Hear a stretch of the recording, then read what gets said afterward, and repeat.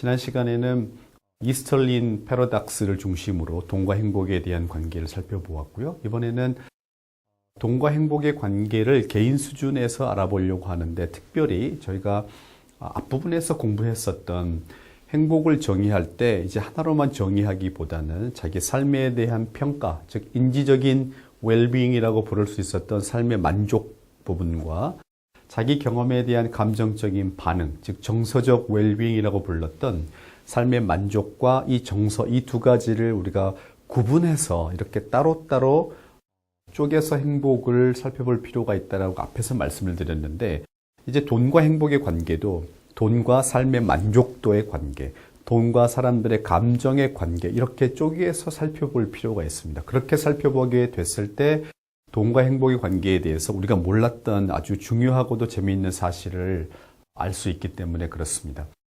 연구들이 많이 진행되어 왔지만 제가 오늘 이 강의에서 주로 소개할 내용들은 이 두 명의 걸출한 학자들이 발표한 한 논문의 기초에서 강의를 진행해 보려고 합니다. 미국 프린스턴 대학의 심리학과의 데니얼 카네만이라고 하는 아주 세계적인 심리학자가 있습니다. 이분은 행동경제학이라는 분야를 만든 최초의 심리학자이기도 하면서 2002년도에 그 공로를 인정받아서 노벨 경제학상을 받습니다. 그러니까 심리학자로서 최초로 노벨 경제학상을 받은 그런 케이스인데요. 또 그 대학 경제학과에는 앵거스 디튼이라고 하는, 이분은 2015년도에 노벨 경제학상을 받습니다. 그러니까 각기 다른 심리학과와 경제학과에 있는 이 교수지만 이 두 분이 노벨 경제학상을 다른 해에 이제 수상을 했는데, 이 걸출한 두 명의 학자가 논문 하나를 발표하는데, 그 논문에서 이분들이 관심이 있었던 것은 미국 내에서 개인들의 소득과 개인들이 느끼는 행복을 분석하는데, 지금처럼 행복을 그냥 하나로 취급한 게 아니라 행복을 삶의 만족도와 감정적인 반응, 이 두 가지로 쪼개서 과연 소득이 삶의 만족도에 맺고 있는 관계와 감정과 맺고 있는 관계를 구분해서 살펴보는 작업을 진행을 하였습니다. 이 연구의 결과를 우리가 자세히 살펴보는 것이 돈과 행복에 대해서 조금 더 깊이 있게 알게 되는 방법인데요. 이 논문에 등장하는 그래프를 지금 화면에 띄워드렸는데요. X축에는 개인들의 연간 소득이 나와 있습니다.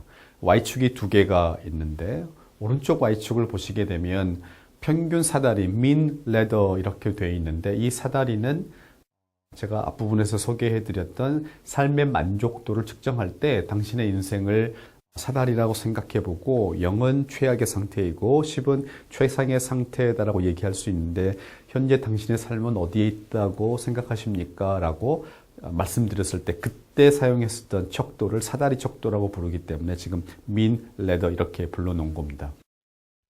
그래프가 선이 지금 4개가 나오는데요. 가장 중간에 있는 그 선에도 사다리 레더라고 하는 선이 지금 하나가 있습니다.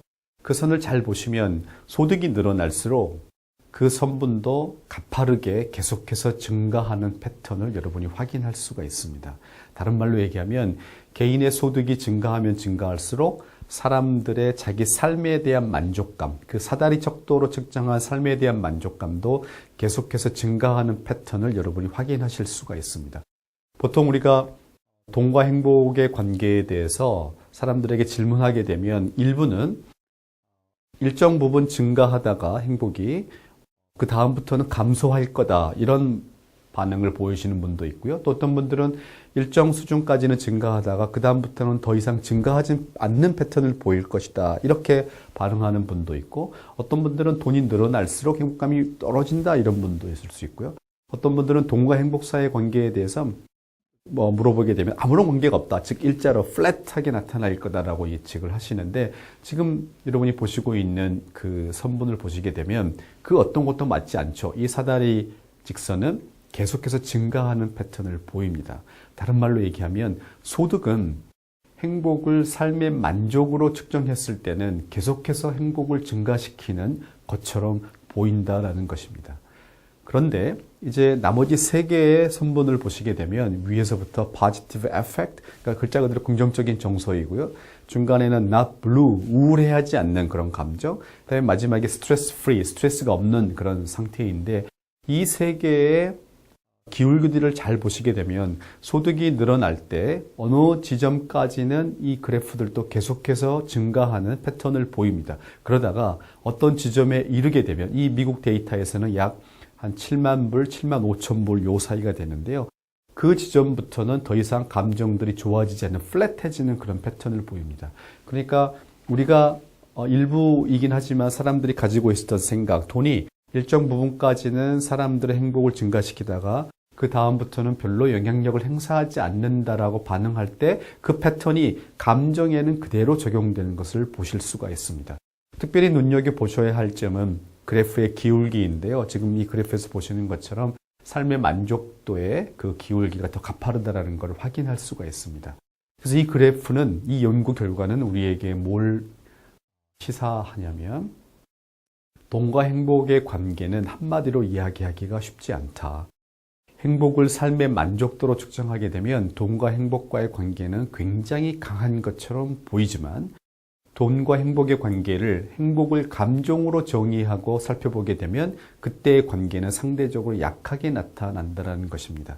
따라서 소득이 우리가 늘어나면, 돈이 늘어나면 우리 각 개인의 행복을 증가시킬 수 있는가라는 질문에 대해서 우리가 할 수 있는 답은 yes이면서 동시에 no가 되는 거죠. yes는 삶의 만족도를 봤을 때는 강한 yes가 되는 겁니다.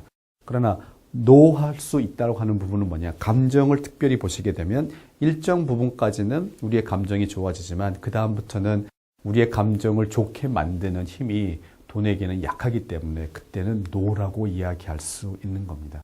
따라서 돈과 행복의 관계에 대해서 한마디로 이야기하는 것이 매우 어렵다라는 것을 우리가 알 수가 있습니다. 돈과 행복의 관계는 행복을 어떻게 정의하느냐에 따라서 달라지고 삶에 대한 평가라고 측정하게 되면, 정의하게 되면 돈과 행복의 관계는 매우 강하지만 행복을 감정이라고 이야기하게 되면 돈과 행복의 관계는 상대적으로 약하다라고 이야기할 수 있다라는 점입니다.